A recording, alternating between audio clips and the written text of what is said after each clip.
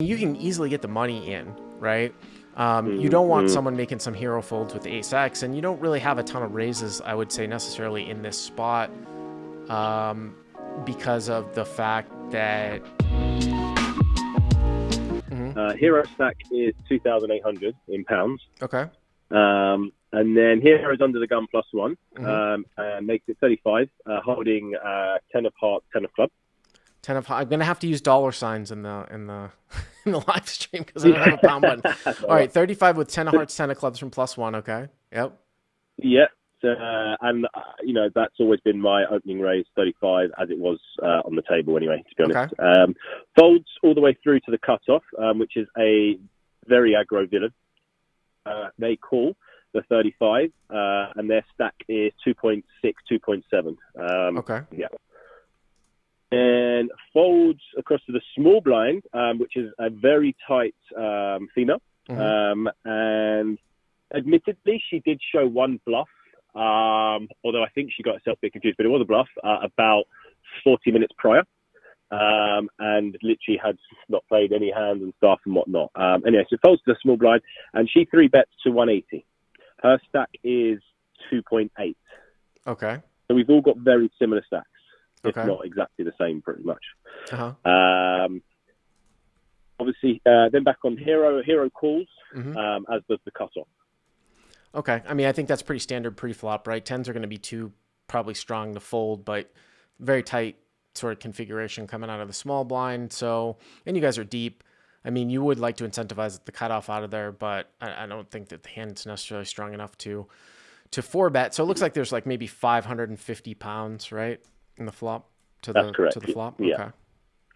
Yeah, I mean, I did consider the 4-bet only because of the cutoff, but like you said, I didn't feel 10s were strong enough, and I was basing this on player specific as well, coming up from the small blinds. So, okay, so yeah, Hero call and cutoff call. So the flop comes Ace 10-4 rainbow. So you flop middle set. Flop middle set. Okay. So I mean, look, I'm pretty nutted here, is the way I see it. So the small blind leads. Originally when I sent you the email across, I rechecked. I actually got some of the betting wrong anyway. But the small blind now leads for 210. Okay. The villain 1 leads 210. Yep. Now Hero, which is where I'm keen to get your view on. Mistake for not 3-betting. I ended up calling, but mistake for not 3-betting with the player behind me. Should I raise here middle set? You mean I raise, wanted to keep like ace king, ace queen in. You mean raise the flop? Mistake, raise the flop? No, I don't think it's a mistake to not raise the flop. I mean, you don't. I mean, you can easily get the money in, right? You don't want someone making some hero folds with ace X, and you don't really have a ton of raises, I would say, necessarily in this spot, because of the fact that you probably don't have a lot of ace king or aces or something like that. I mean, I would imagine maybe some hands are raised, maybe some 4-4 or something like that. But with a guy behind, I think that this would almost always be played as a call. Now, where I might deviate is if the board's a little bit wet, or if I just know that a guy is like an old man coffee type that just always has an ace when he bets, and I just want to get all the money in. It doesn't matter. I don't want him to shut down, because maybe he'll get scared or something like that. So yeah, I mean, I think calling's fine. So you call, okay? Yeah. I call, yeah, obviously based on hoping to keep ace king and ace queen, obviously, and then player behind me makes the call as well. So cutoff call. So obviously, I mean, if she showed a bluff, okay, whatever. I mean, sometimes people misconstrue that spot. Looks like the pot's going to be like 1,180 pounds. What I will say, and I saw this on TCH Live when I was cutting the best of, is that you do have to be wary here, where you don't have an ace. Okay, you got a set of 10s. Obviously, 2 players could have an ace, but where you start to have to be a little bit concerned here from the cutoff is sometimes if a Broadway card that completes a straight comes in, and then all of a sudden like fireworks go off like crazy, like a king or a queen or a jack, and then I saw on TCH it went like bet call, and then the guy just shoved all in for like 2,000 as the flat caller, and it's like of course the guy had king jack and ace 10 and ace. The turn, it was like a board like this, and the turn was a queen. And ace 10 and ace queen folded the turn after the guy shoved all in. Talk about being an unbalanced. But that's what you would have to be wary of. All right, so the pot's 1,180 pounds moving to the turn. Yeah. Uh-huh. So you hit the nail on the head, Bart, and the turn was a king. Okay. Oh, so the turn's a king. Okay. It's a still rainbow board, Uh huh. complete rainbow, and the turn's a king. So, yeah. So small blind, so villain one leads again for 380. Wow. Small blind leads for 380. So I mean, and Yeah. it's a rainbow board. So I mean, most competent people are going to slow down here with ace queen. I mean, she looks to have, and she might have ace king, sure, but I don't think she's bluffing with anything, right? Into two people, like in a three bet pot, So in my bet on head, the I turn. was like, yeah, I was just thinking she could be doing this with ace king, yeah. Yeah, But you're right. I mean, there's no real bluff there, let's face it. yeah. And I think this was a bit silly by me. I actually called the 380. Why I is mean, that? I honestly went into, Why is that silly by you? I think just getting player specific, like aces or kings, you know? it's you know, it's and also the player behind me. Yeah, but I mean, but Um, again, I think that this might even warrant a call with the player behind you because you might want to see what the player behind you does. I mean, you're not going to well, fold, this is right? 380. You're going to mm. fold for like a 1/3 pot size bet Well, on the no, of turn. course not. No. I mean, I So didn't like. Obviously, like, I called, but you know, yeah, it was one of those ones where I did sort of probably go into. I did have a little think for 20, 30 seconds, but obviously, I made the call. here's Yeah, the like you thing: said, I can't. playing 2,800 pounds effective or 2,800 whatever it is, right? You know, if you call, so if you call here, it looks like you've put in what is it, like 6, like 8, so you've got like 2,000 left. Because I could see a scenario where you call, cutoff jams behind you, and then small blind calls off, and then you can fold, right? Yeah, I There's a remember little when bit I of called, I just put in like just stack over a third of my protection stack, issue. just under a third of my stack or something. Yeah, Yeah. All right. So you call. Okay. I call, Uh, and this is where it gets a bit interesting. So the cutoff just jams his whole stack. there you go. So 2,600. Yeah. Or he jam. It looks like he's got what, 24, 22, 1,800, something like that.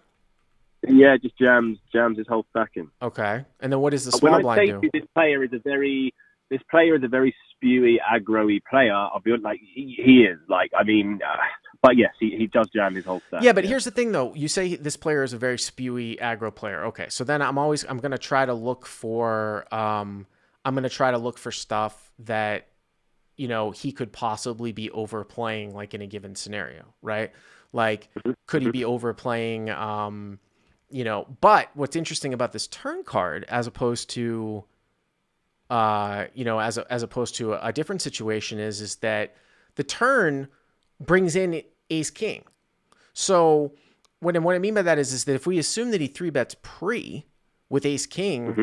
then then you have to point to the other hand that the turn brings in, which is queen jack. It's different than if it was like, you know, the guy was an idiot and it was ace 10-4 turns a 7, and then he went nuts with ace 7 when he turned aces up. He doesn't really have ace king, or I mean, unless he's prone to flat with ace king, but it doesn't sound like it. So that's, you know, that's kind of what I'm thinking of. So the cutoff jams for 1,800. What does the small blind do? She rejams all in. I mean, I mean, here's the So thing. now it's man. I'm thinking, what? Then I'm like, what two hands can I possibly beat here? It's literally ace king or pocket fours. They're the only hands that I can beat in this spot. I mean, if she's any type of player, I don't know if I would even call with ace king in that spot. What would be more interesting Well, here? I agree with you. What would be more interesting here is if the cutoff jammed and then the small blind folded and it got back, you know, it got back around to you, because then the pot would look like it would be like maybe 3,500, and it would be like maybe 1,400 for you to call. So you'd be getting like 2.5 to 1 with 1 to go against some spewy player. But I mean, I think this is almost a trivial fold now. I'm not saying trivial with a set, but so what did you do? So I was like, well, what two hands can I possibly beat now, right? So obviously, and as I said to you, it's literally ace king or pocket fours. That's it in that spot. So, yeah, I fold. I fold my 10. Okay. And what happened? And then, so you ready for this? Yeah, go ahead. Yeah. Cutoff shows pocket fours. Uh-huh. And small blind shows ace king. And the river came. And the river was a 6? the river was a brick. The river was like yeah, exactly. Yeah. Yeah, but I mean, I don't know. I didn't know the results of that. And Given the sometimes, way that I mean, it's the correct fold. I get a lot of call-ins too that, excuse me, I get a lot of submissions for call-ins, and I always say this, I give a little bit of a giggle. People are results-oriented, where people just send me like these cooler hands and stuff like that. But this is just one where, yeah, I mean, you have to fold. I mean, okay, 1 out of 10 times, maybe you have them both beat, but it still doesn't mean that it's really the wrong fold. I don't know what the hell the small blind is doing to rejam there. No, I mean, king. but this is what I mean. Just, this is why it was, yeah. I mean, Queen Jack. There's only 3 combos of pocket fours, right? When their 4 comes out, there's 16 combos of Queen Jack, and if he's spewy, he's probably going to peel with all of them, and they're all present. So it's 5 times more likely that he's got Queen Jack. Now, if you want to say, well, maybe he doesn't just jam there with Queen Jack. Well, that's the consideration, right? But even still, but then you still have her though to deal with in the small blind, right? So it's like, but anyways, I appreciate the call. Thank you very much.